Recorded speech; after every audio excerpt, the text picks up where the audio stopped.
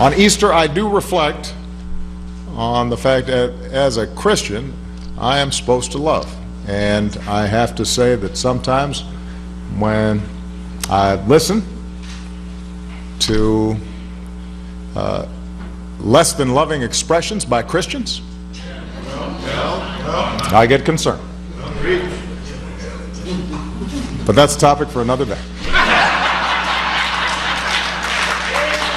All right, joining us now is Alan West, President and CEO of the National Center for Public Analysis, of course, former U.S. Congressman from the great state of Florida. Hello, sir. Hey, how you doing, Steve? I'm doing well. I want to ask. Happy Passover. And happy Easter to you and your family. I want to ask you, before we get to Rand Paul and maybe some other things, this fits in with religious liberty. I could only assume that his very ill-timed remarks that you just heard at today's Easter breakfast, where he has problems with what Christians say, he did not indicate today that he has any problems with the slaughter of 175 Christians in Kenya because they're Christian.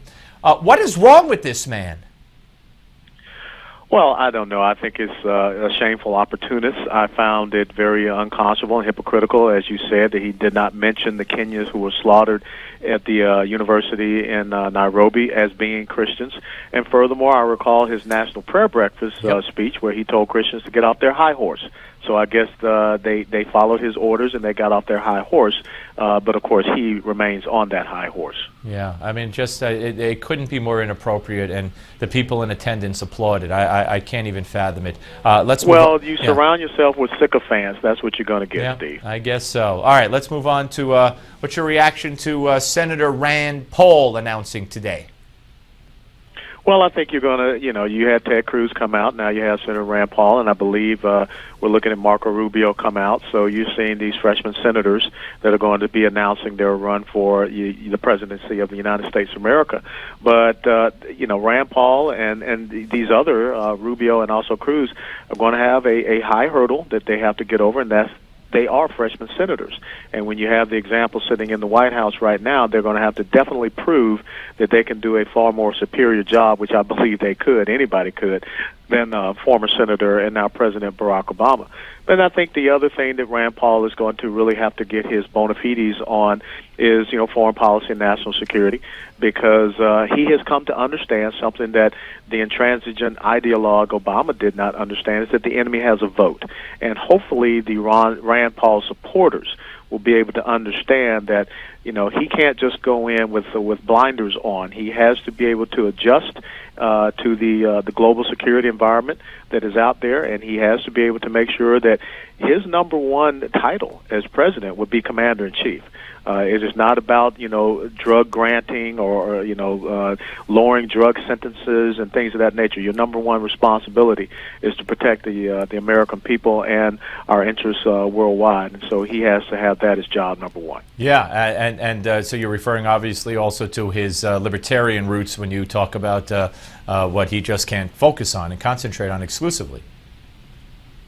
Yeah, that's absolutely right. I mean, it's very easy. It's the low-hanging fruit. None of us want an intrusive, invasive federal government. We don't like the NSA spying or, over use of drones, which reminds me of Lyndon Johnson approving bombing strikes during Vietnam. But he is going to have to show that he is a person that can be taken serious as a commander-in-chief, as a foreign policy leader, and once again restore the respect, the dignity, and the regard of the United States of America with our allies, and also instill fear with our enemies. What about the fact that, how would you rate the governors of Indiana and Arkansas? I just think that they caved in both instances.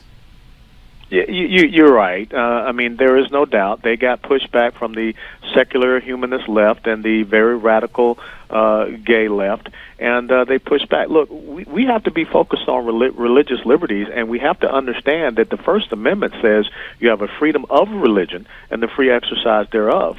And if we start to force people, especially business owners, to understand they don't have a religious right, they don't have a right to have their own beliefs, that they have to, cower and surrender themselves to the lifestyle choices of others. This is not about denying anyone services, but if someone comes in and says that they want you to participate in a certain event that they have chosen because of their behavioral choice, and that's what sexuality is, I don't care what anyone wants to say, no one should be forced to do that. And it reminds me, I believe there was a Supreme Court justice who once said, the right of an individual to throw a punch stops at another individual's nose. Yep. But now we have a government that wants to try to force people to take that punch on their nose. Yep, absolutely. Alan, always great to talk to you, sir. Regards to your family.